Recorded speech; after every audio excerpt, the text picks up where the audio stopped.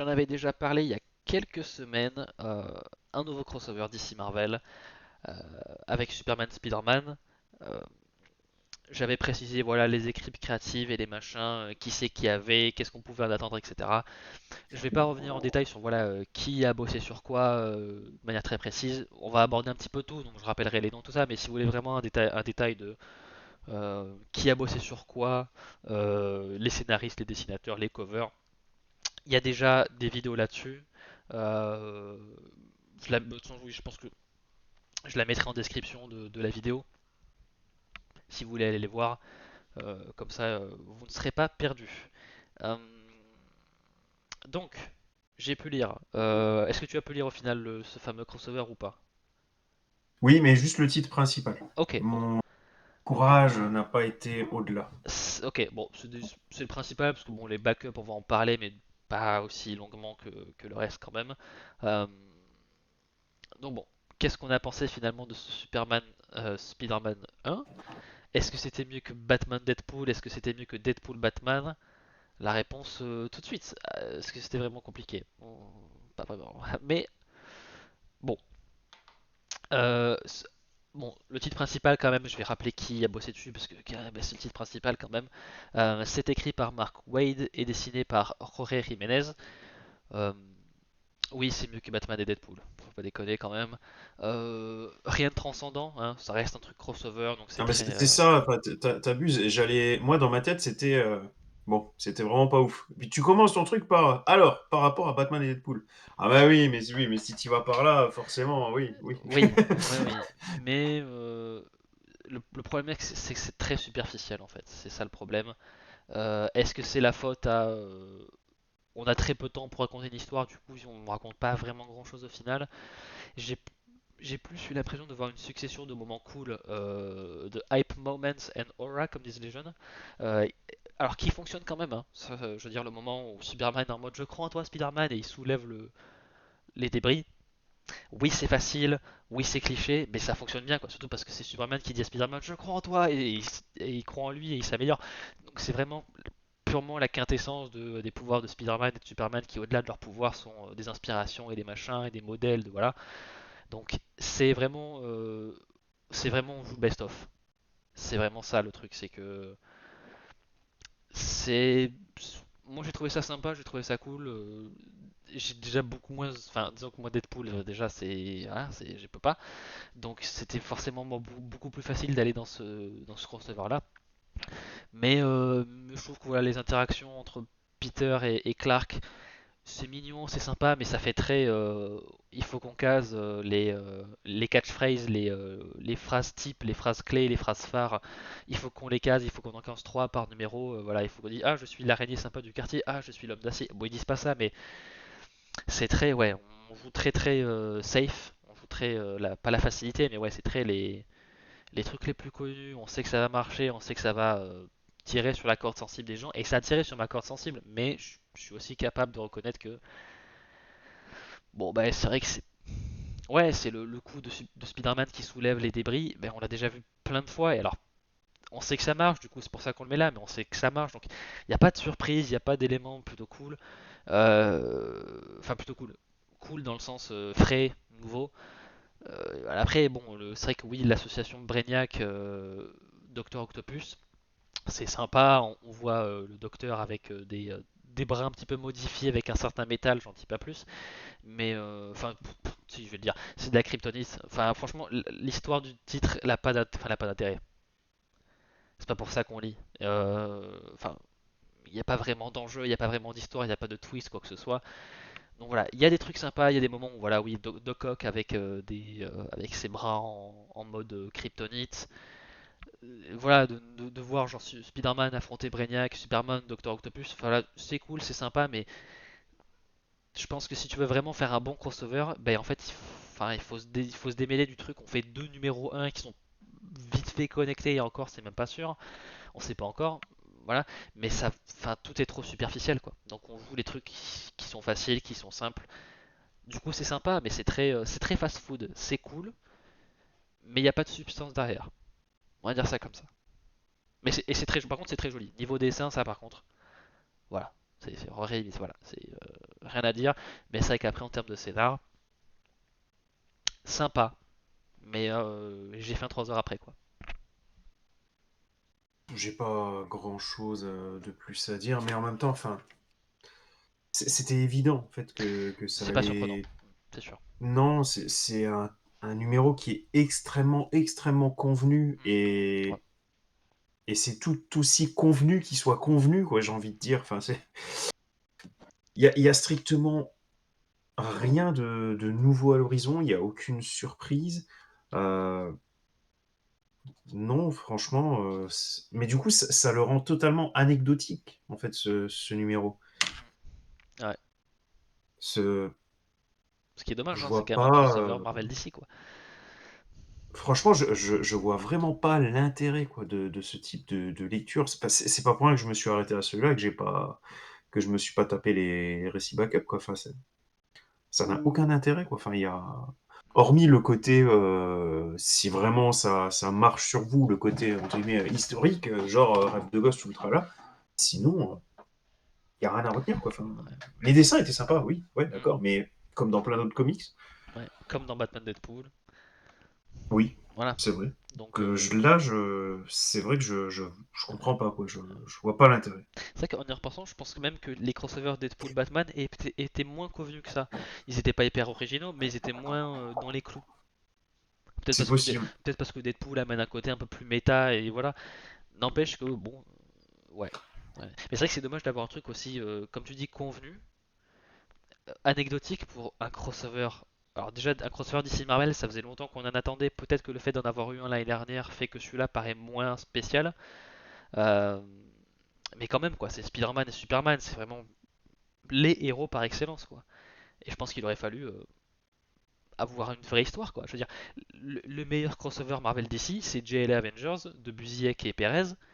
Il fait quoi? Il fait 5-6 numéros. Enfin, je veux dire, c'est une petite histoire, quoi. C'est un vrai truc. C'est pas juste on fait un numéro avec la Justice League et les Avengers. Là, le Ah fait ouais, d'avoir. le problème, c'est que je pense, et le pire, c'est que je pense qu'ils ont raison. Je pense qu'ils partent du principe que trois crossovers, entre guillemets, one shot avec des super-héros différents va être plus vendeur qu'une mini-série crossover, de trois numéros. Tu vois. Et je pense qu'en plus, s'ils ont raison, je pense que tu balances un Batman Deadpool, puis un Superman Spider-Man, ça va, je pense, plus se vendre que 3 numéros un de. Batman Deadpool 1 et 2, par exemple. Ouais, ouais, ouais. Ouais, hein, je pense aussi, hein, mais c'est dommage parce que je pense que même avec un numéro au même format que celui qu'on a eu, mais uniquement avec une seule histoire, t'as le temps de développer un truc plus intéressant. Parce que la place prise par les backups, c'est pas rien. Je veux dire, tu prends toutes les pages de ce du titre, il y en a quand même pas mal. T'as peut-être pas de quoi remplir deux numéros, mais presque. Je pense que tu pourrais raconter un truc un petit peu plus intéressant, un petit peu plus, pas un truc exceptionnel, mais un truc qui a un petit peu d'intérêt scénaristique. Là, franchement, c'est vraiment. Tu vois même pas Clark et Spider-Man se rencontrer. Enfin, tu sais même pas vraiment. Enfin, voilà, tu sais pas comment ils se sont rencontrés, s'ils se connaissaient déjà avant, depuis combien de temps, etc. Donc c'est très. On te lâche là-dedans et en fait tout va très très vite. Et du coup, t'as pas le temps de t'imprégner du truc, quoi. Donc ça te passe par-dessus, quoi. Enfin Bah, bon. après, pour les récits backup, faut voir. Moi, effectivement, j'ai été très déçu les deux premières fois. Après, là, tu les as lus. Est-ce que c'est mieux Je ou les ai toujours lus. pas? Alors, est-ce que c'est mieux? Euh, Pouf. En fait, je pense que c'est un peu comme. Je pense qu'ils s'en sortent un petit peu mieux que le Batman, Deadpool, Deadpool, Batman dans mon esprit. Pas tous. Globalement, c'est un petit peu mieux, mais il y a des trucs, je trouve, étaient pas dingo non plus. Là, par exemple, voilà, le premier, c'est autour de Lois Lane et Mary Jane. Écrit par Tom King, dessiné par Jim Lee. Bon, revoir Jim Lee sur du Spider-Man, enfin sur du Marvel, ça fait quelque chose quand même. C'est voilà, je pense que surtout pour ceux qui ont lu les comics à l'époque, voilà, enfin, dans les années 90, hein, quand Jim Lee était encore chez Marvel. En plus, il place une sentinelle, il place Gambit, donc je pense qu'il y a des gens qui vont avoir une sacrée dose de nostalgie des années 90, donc c'est cool. Jim Lee sur Spider-Man, c'est vachement bien. J'aime plutôt bien la manière dont il dessine Superman. Enfin, c'est un bon dessinateur quoi qu'il arrive, donc c'est cool. Euh, et en plus là pour le coup je trouve que c'est un de ceux qui fonctionne le mieux parce que c'est vraiment, t'as une bagarre ce qui se passe et t'es vraiment focus sur Mary Jane et Lois Lane qui parlent de leur vie, comment elles gèrent tout ça et tu vois un peu tout le bordel aux alentours. Il y a un petit côté comique très léger. Là pour le coup le format backup fonctionne bien dans ce format là, donc celui-là rien à redire. Euh, voilà, c'est porté par Jim Lee, hein, voilà, c'est parce que c'est Jim Lee qui est au dessin. Je pense que si ça avait été quelqu'un d'autre, j'aurais été un petit peu plus mitigé, mais là j'avoue que ça fait plaisir de. C'est agréable à lire, quoi. C'est Jim Lee, c'est très dynamique et tout ça. Et puis on voit Superman balancer Peter un peu comme. Ben c'est un quoi, c'est le fast. Non, c'est pas. Si, c'est le fastball special entre Colossus et Wolverine où il le balance aux ennemis, je crois. C'est ça, si je dis pas de bêtises. Donc voilà, c'est sympa. Pour le coup, backup sympa. Bon, backup moins sympa par contre. Ouais, c'est bien ça, ok, c'est bien le Fastball Special. Backup moins sympa, celui de Christopher Priest et Daniel Sampere, euh, qui est centré autour de Spider-Man version Venom costume noir et Superboy Prime. C'est beau, les dessins, voilà, c'est Sampere, c'est magnifique, c'est très cool. Par contre, j'ai rien compris. L'histoire, franchement, pas hyper intéressante.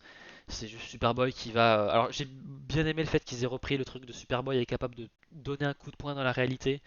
Ça me fait rire à chaque fois parce que je trouve que c'est tellement absurde, mais ça me fait rire. Et il emmène un petit peu Spider-Man à aller voir le High Evolutionary, donc le maître de l'évolution, je crois que c'est en français, qui fait un peu de la merde avec la chronologie, les univers. J'ai pas tout compris, c'est très le bordel, c'est très. Il y a des cases de partout et on montre des moments de la vie de Superboy Prime de partout.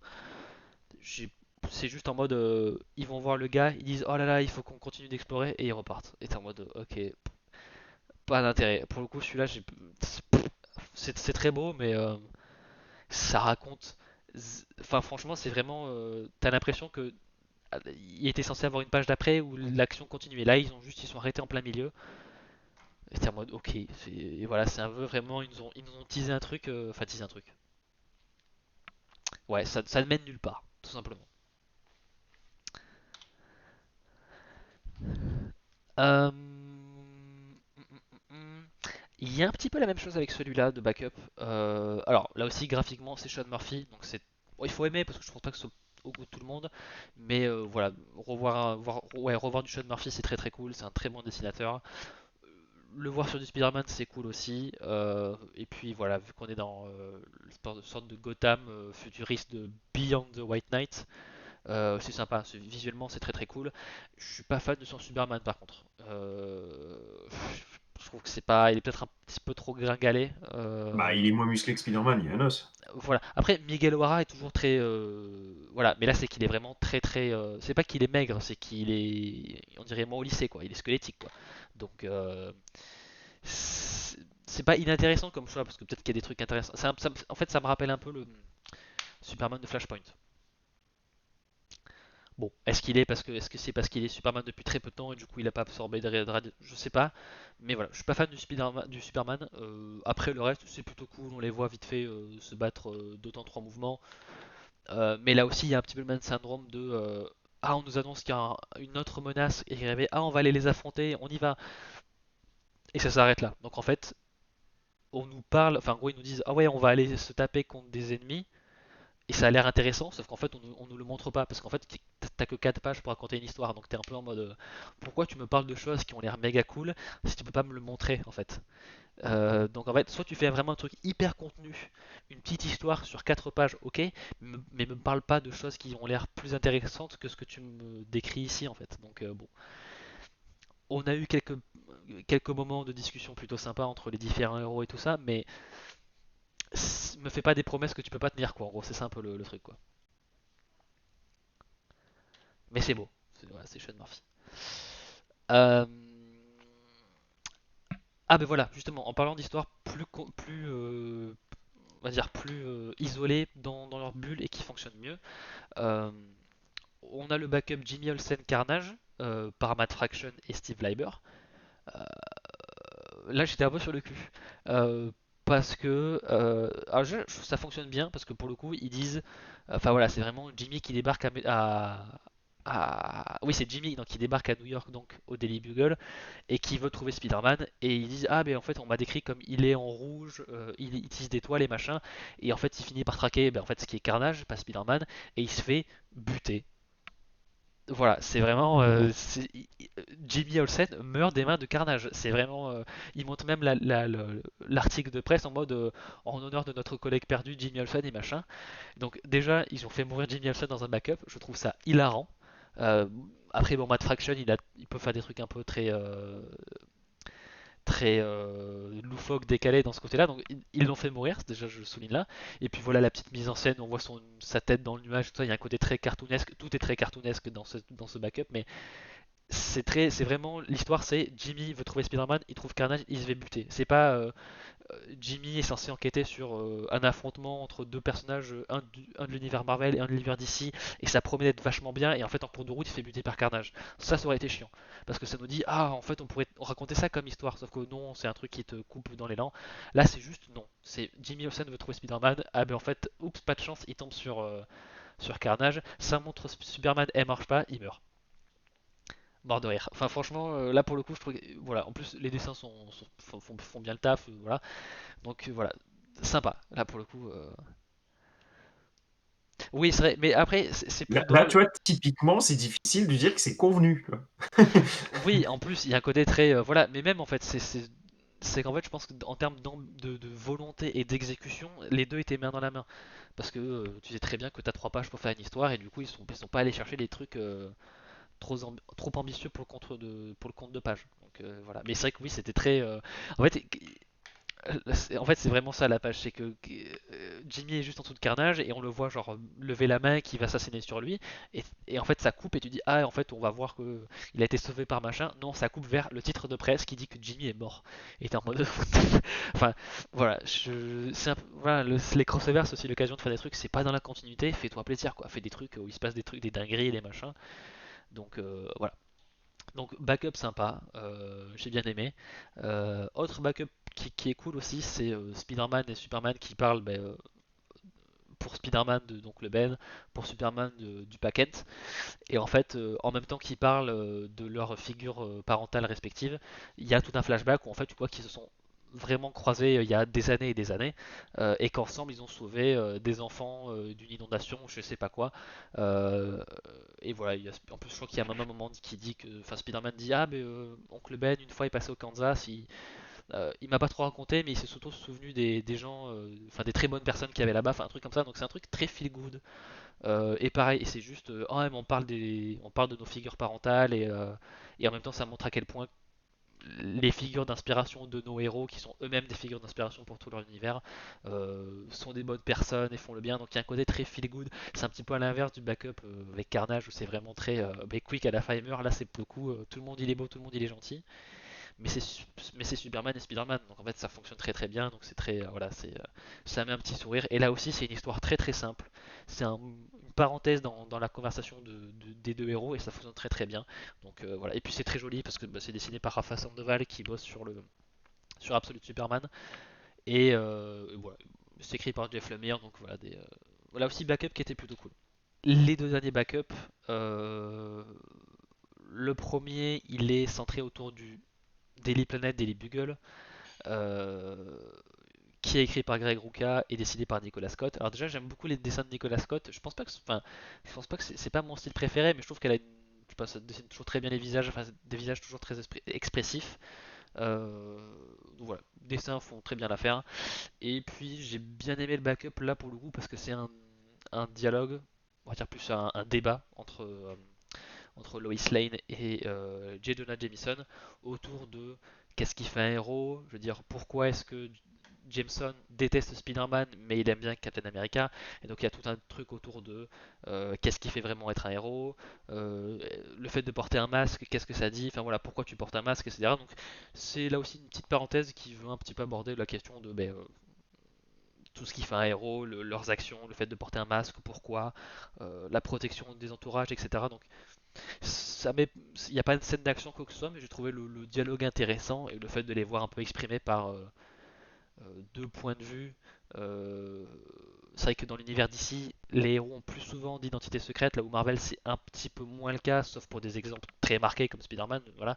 Mais bon, Captain America c'est identité publique, pareil pour Captain America, pareil pour les X-Men, je crois, il me semble que les X-Men on sait plus ou moins qui. Enfin voilà, donc c'est moins quelque chose de protéger l'identité secrète chez Marvel. Donc voilà, j'ai trouvé le débat intéressant, même si ça porte pas de réponse définitive ou quoi que ce soit, je trouve que c'était intéressant. Euh, Peut-être que c'était pas forcément le backup à mettre en priorité. Après, bon, c'est pas les premiers backups, c'est le troisième crossover, enfin troisième numéro de crossover qu'on a en 2 ans, mais peut-être pas celui que j'aurais mis en premier, mais au moins, voilà, ça méritait de proposer un truc un petit peu. Là aussi, c'est moins convenu, c'est juste un dialogue et on parle un petit peu de. Pas de philosophie, mais un peu quand même, quoi. Donc voilà, on parle du monde des super-héros, c'est plutôt cool. Oui, c'est vrai que oui, pour Spider-Man, le masque, c'est juste peut-être parce qu'il a de l'acné, donc c'est pas, ça va être une bonne raison. Euh, et le dernier, Euh, le dernier a fait beaucoup parler de lui. Voilà, c'est Power Girl qui se rend dans un blind date, donc elle est censée aller à un rencard avec quelqu'un qu'elle n'a jamais rencontré avant. Euh, et elle se retrouve dans un bar très mal famé qui est un petit peu le repère de tous les méchants de la ville. Et au même moment, en fait, Frank s'est infiltré dans le bar et il bosse comme videur parce qu'en fait, il veut tendre une embuscade à pas mal de méchants en même temps. Donc Power Girl va se retrouver un petit peu au milieu de l'embuscade du Punisher et machin pour leur casser la gueule. Euh, la raison pour laquelle le titre a fait beaucoup parler de lui, c'est parce que le blind date de Power Girl, c'est Paul. Et oui, l'ex de MJ, il est partout. Donc les gens étaient au bout de leur vie. Que quelqu'un comme Power Girl aille avec un date, enfin, aille à un date avec Paul, parce que Paul c'est un peu l'ennemi public numéro un de tout lecteur de comics, hein, j'ai l'impression. Euh, donc voilà, c'était plutôt sympa et vraiment le titre est en mode Paul c'est un loser ou genre il a aucune chance machin. Donc je pense qu'ils savent très bien pourquoi ils ont fait ce choix-là. Euh, et le numéro se termine par Power Girl qui amène Frank. Je crois que c'est en Sibérie ou je sais pas quoi ou en Mongolie. Enfin, attends, c'est qu'est-ce qu'il dit? En Mongolie pour aller baiser. Voilà. C'est pas dit explicitement, mais c'est ça le truc. En fait, c'est ça le truc. C'est vraiment dire ça ne dirait pas de continuer le détailleur et dire ouais je connais un coin en Mongolie et en fait voilà donc c'est pas explicite mais bon voilà donc surtout qu'en plus l'un l'autre fait un peu des réflexions en mode oh il est plutôt mignon machin donc je pense qu'ils vont aller ken donc voilà là aussi c'est moi enfin, je dirais pas que je théorise parce que pour moi c'est quand même assez évident mais voilà en tout cas ils partent en date quoi en tout cas donc voilà Power Girl et le Punisher. Là aussi, c'est pas très convenu. C'est tellement what the fuck que j'étais en mode ok. Et en plus, ça se termine là-dessus, donc j'étais vraiment en mode ah ouais. Donc voilà, voilà, pourquoi pas. Voilà. Non, elle a pas buté, elle a pas engagé Frank pour buter Paul. Par contre, si les méchants étaient dans ce bar ce soir-là, c'est parce qu'ils pensaient que Paul était Vandal Savage, parce qu'il a la même coiffure, la même barbe, et ils voulaient le buter pour la prime. Voilà, parce qu'il y a une prime sur Vandal Savage. Voilà, donc ils ont confondu Paul et Vandal Savage. Moi, je serais Vandal Savage. Je laisserai pas passer l'insulte. Mais voilà. Power Girl est le genre de fille à coucher le premier soir. Ouais, on sait pas, en tout cas ils finissent leur date. Après Power Girl, c'est toujours été quelqu'un de. Elle sait ce qu'elle veut quoi. Donc si elle veut y aller, elle veut y aller. Puis bon, si les gens ils font Mais ce qu'ils veulent. vous oubliez le sex appeal de Frank Castle. Ah, c'est pas ça c'est pas il est pas moche le garçon. Voilà. Après les gens font ce qu'ils veulent. S'ils veulent coucher le premier soir, ils font ce qu'ils veulent. Voilà, donc dernier backup. Là aussi, pas très convenu. En fait, les backups étaient beaucoup plus intéressants en termes de propositions et on leur donne pas de quoi Bah ouais, buter c'est ça ce plus de que. Ouais, matière. je vois. Donc voilà. Donc en fait, j'aurais pas dû dire le titre principal, mais plutôt les backups. Bah, peut-être pas tous, tu vois, mais celui sur Superboy Prime, celui sur Spider-Man 2099, c'est bon, c'est pas ce que je lirai en premier, mais ouais, celui sur le débat autour des super-héros. Qu'est-ce qu'il y avait d'autre? Oui, même sur Power Girl Punisher. Et puis ça dure beaucoup moins longtemps, donc à la limite, t'aimes pas, tu passes à celui d'après, ça va assez vite. Mais ouais, même celui de. Ouais, Jimmy Olsen il meurt. Enfin voilà, ouais, en fait, oui, mis à part celui sur ouais, Spider-Man 2099 et Superboy Prime, pour le reste, je trouve que ça vaut enfin, le détour. C'est cool. Voilà, donc voilà quoi. Bah, Alors, au moins, c'était divertissant. Oui, oui, c'était divertissant. Alors non, elle n'est pas venue en date en costume, elle s'est transformée une fois que les méchants se sont pointés. Au début, non, non, elle était dans une robe blanche, je crois. Enfin voilà, c'est voilà. Belle madame, mais non, elle n'était pas en costume.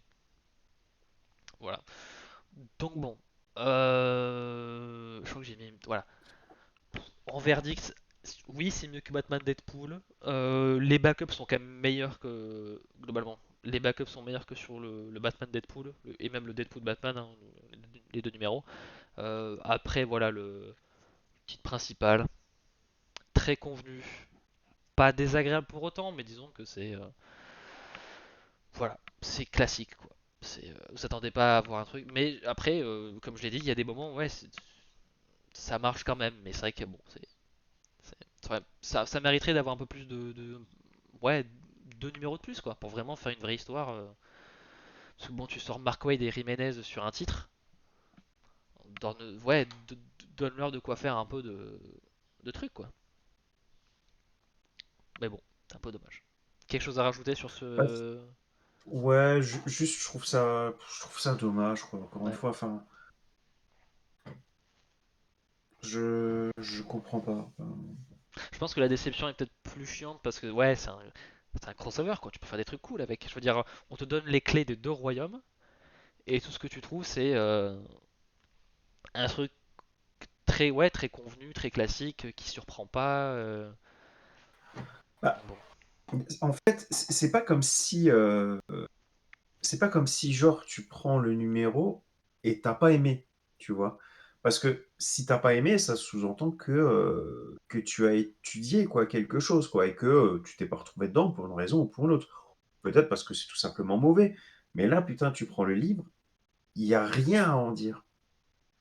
C'est pire, quoi. Enfin, c'est parce que tu te rends compte que quand même sur les trois crossovers qu'on s'est tapés jusque-là, putain, on a kiffé deux backups, quoi. Faut pas déconner, quoi. Bon, et non, il y en a quelques autres qui étaient sympas, mais de nouveau, juste sympas et de nouveau très convenus. Et que les backups surtout. C'est fou, quoi. Enfin, je comprends pas. Et quand je vois à combien ça se vend, mais Ouais. tu m'étonnes qu'après les éditeurs ils se fassent plus chier, quoi. Mais en même temps, pourquoi ils se feraient chier s'ils arrivent à vendre sans se prendre la tête, quoi, au bout d'un moment. Et oui, moi je vois les gens sur Twitter qui ont. Oui, le moment où Superman dit je crois en toi, Spider-Man soulève le truc, et tout le monde genre, est hyper hypé par ça. Je me dis, moi aussi, tu vois, je trouve que c'est un moment très Voilà. beau, mais si c'est la seule chose que tu retiens du truc, ça fait vraiment. On a agité des clés et ça a fonctionné quoi. Alors oui, les clés ont été agitées, c'est cool, mais au-delà de ça, j'ai vu qu'il y avait d'autres trucs qui me plaisaient moins. Donc en fait, j'absorbe tout. Voilà, c'est qu'il y a des choses qui sont bien, mais des choses qui sont pas bien aussi dedans. Et je sais pas. C'est ouais, c'est un peu dommage. En fait, ouais, pour un crossover, ça fait un peu chier d'avoir un truc aussi simple, quoi. Bon, c'est fini de toute façon, là, on a fait le tour des crossovers, c'est bon. Non, non, il reste Spider-Man, Superman. Enfin, à part le Spider-Man Superman, je veux dire. Ouais, Ça après, devient long, là. vu à quel point ça se vend, ça m'étonnerait pas que ce soit plus fréquent. Peut-être pas chaque année, mais Bah, bon, après, tu me diras, c'est comme d'habitude. Nous, on en parle parce que voilà, c'est un peu ce qu'on a décidé de faire. Ça nous plaît pas, on n'achète pas. C'est aussi simple que ça, tu me diras. ouais.